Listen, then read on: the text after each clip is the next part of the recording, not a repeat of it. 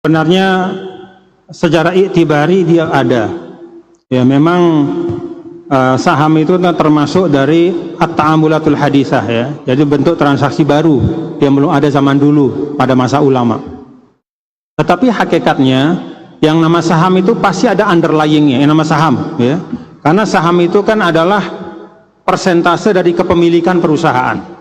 Jadi selama perusahaannya ada dan ada valuasinya yang ditentukan oleh pihak yang berwenang ya sesuai dengan hukum yang ada, dan kemudian perusahaan itu disahkan, misalnya dia masuk ke bursa saham, artinya dia melewati proses panjang ya, dari validasi benar enggak ini perusahaan ini ada, cocok enggak nilainya sekian gitu.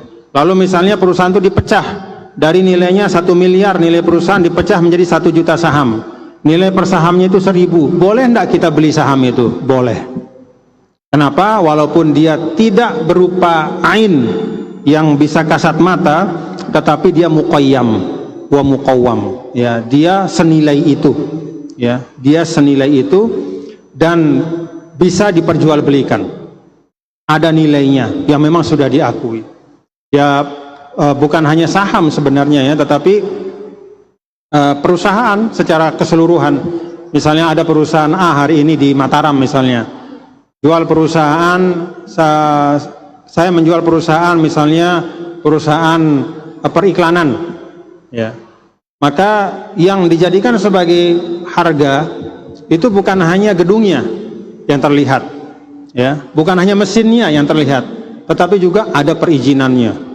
Orang perizinan untuk perusahaan atau merek itu juga punya harga ya, itu juga punya harga dan diakui itu ya, karena yuqawwamu, dia bisa diperjualbelikan gitu. Nah karena itu berjual beli saham itu adalah jual beli yang sah, tetapi bagusnya ya, saham yang kita jual beli itu adalah saham yang memang termasuk dari perusahaan yang syariah, artinya ada indeks syariah ya, bahwa misalnya perusahaan A, B, C, D, E ini masuk kategori indeks syariah. Nah kita cari apa saham yang kita inginkan. Kalau ada perusahaan yang mohon maaf lapangan usahanya itulah memperjualbelikan alkohol misalnya, nggak usah ya. Berarti memang perusahaannya ada harganya, tapi jual belinya adalah jual beli barang yang haram ya. Jadi bukan berarti di sini adalah dia tidak punya harga, dia punya harga, tetapi itu adalah sesuatu yang haram ya. Sama saja mohon maaf jual beli bab 1 misalnya ya, bab 1 itu sebagai seekor hewan dia punya harga, tapi karena dia haram ya maka kita tidak boleh memperjualbelikannya. Wallahu a'lam.